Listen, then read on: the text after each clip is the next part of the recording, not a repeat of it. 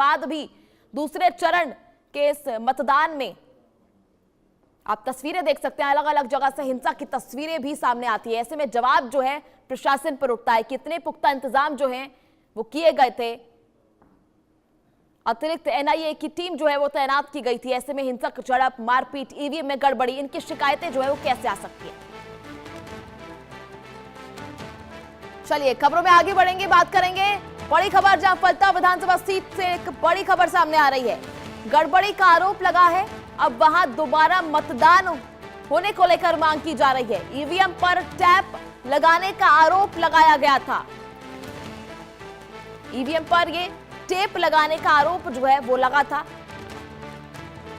फलता विधानसभा सीट को लेकर जो है ये खबर सामने आ रही है। तस्वीरें आपको दिखा रहे हैं जहां ईवीएम पर टेप लगाने का आरोप लगा था। अब दोबारा मतदान की जो प्रक्रिया है वो शुरू होने की मांग की जा रही है। तो एक और बार मैं आपको बता रही हूं, पहले भी आपको मैं बता रही थी किस तरह से सुबह से ही अलग अलग जगह से ऐसी शिकायतें आ रही थी, ऐसे आरोप जो है वो लग रहे थे। ऐसे में एक और बड़ी खबर फलता विधानसभा से, किस तरह ईवीएम पर टेप लगाने का आरोप सामने आया है। दोबारा चुनाव कराने के लिए अब मांग उठ रही है। ये गड़बड़ी का एक बार और आरोप लगा है। सुबह भी ईवीएम में गड़बड़ी को लेकर जो है वो आरोप लगे थे। हिंसक झड़प की खबर सामने आई थी। बीजेपी बूथ एजेंट को लेकर जो है उस पर हमले की खबर सामने आई थी। ऐसे में फलता विधानसभा सीट को लेकर एक और बड़ी जानकारी आपको दे रहे हैं, जहां दोबारा चुनाव कराने की मांग उठ रही है।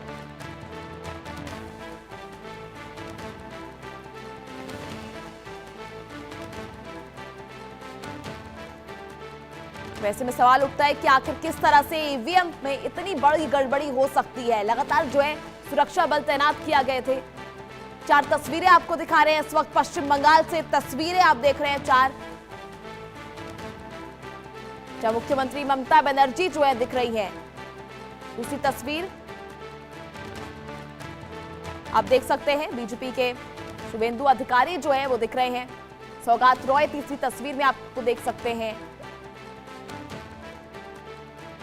ये तमाम बड़े नेता जो हैं आप देख सकते हैं। बीजेपी की प्रियंका टिब्रेवाल आपको देख सकती हैं चौथी तस्वीर में। ये सभी जो है मतदान करने के लिए पहुंचे हैं।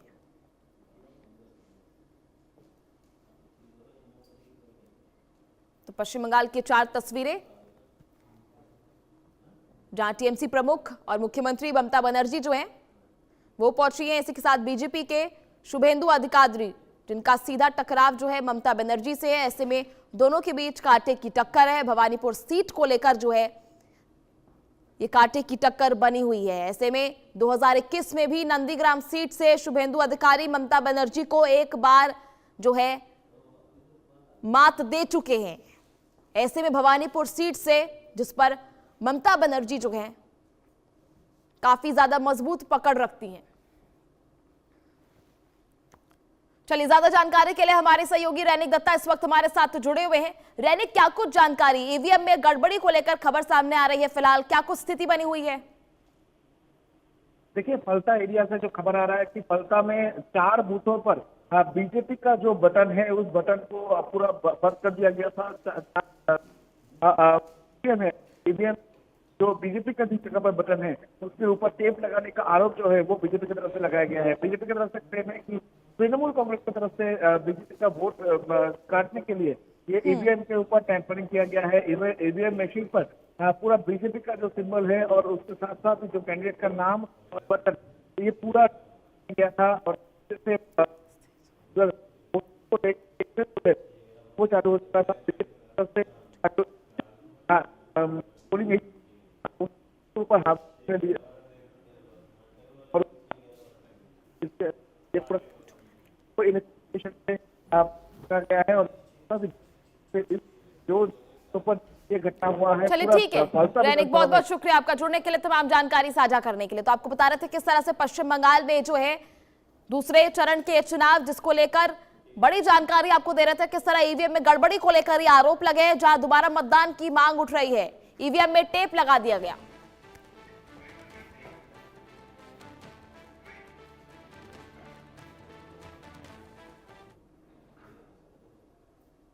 चलिए खबरों में आगे बढ़ेंगे, बात करेंगे गाजियाबाद की, जहां इंदिरापुरम में भीषण आग लग गई। गौर ग्रीन एवेन्यू के अपार्टमेंट में ये भीषण आगजनी की घटना जो है वो सामने आई है।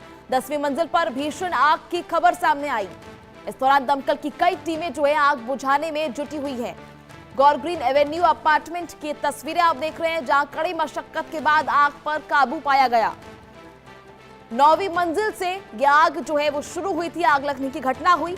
हालांकि कारणों का स्पष्टीकरण फिलहाल नहीं हो पाया। तो 9वीं मंजिल पर यह आग लगी थी, जहां आग इतनी ज्यादा विकराल रूप ले चुकी थी, जहां 13वीं मंजिल तक जो है यह आग पहुंच गई। ऐसे में लगातार जो है रेस्क्यू किया जा रहा है, राहत बचाव कार्य जो है वो जारी है। ऐसे में 8 लोगों के फंसे होने की आशंका अभी जताई जा रही है। तो भीषण आग की चपेट में 9वीं मंजिल, 9वीं से लेकर 13 मंजिल जो है 13वीं मंजिल तक यह आग जो है फैल गई। आग का विकराल रूप देखने को मिला, जिसने और 3 से 4 मंजिलों को अपनी चपेट में ले लिया। फिलहाल करीब 8 से ज्यादा लोगों के फंसे होने की खबर भी सामने आ रही है। तो गाजियाबाद के इंदिरापुरम में ये भीषण आग लग गई। तस्वीरें आप देख रहे हैं मौके से, किस तरह से 10वीं मंजिल पर यह भीषण आग लग गई। फिलहाल कड़ी मशक्कत के बाद, आपको बता दें करीबन 3 घंटे की कड़ी मशक्कत के बाद इस आग पर काबू पाया गया।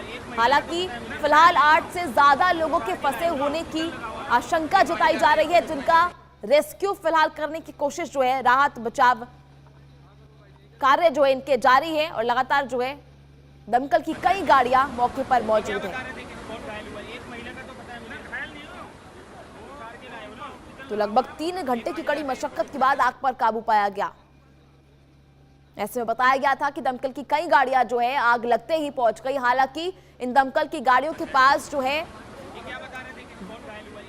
व्यवस्था जो है ठीक नहीं थी, जिसकी वजह से उतनी ऊंचाई तक यानी 10वीं मंजिल तक जो है इक्विपमेंट्स नहीं पहुंच पाए, जिसके बाद अतिरिक्त गाड़ियां मंगाई गई और 10वीं मंजिल जो है वहां तक आग पर काबू पाया गया। क्योंकि इस आग की चपेट में और 3 से 4 मंजिल आ गए थे, जिसकी वजह से यह आग जो है 10वीं मंजिल से लेकर 13वीं मंजिल तक पहुंच गई थी। ऐसे में कई लोगों के फंसे होने की आशंका भी है।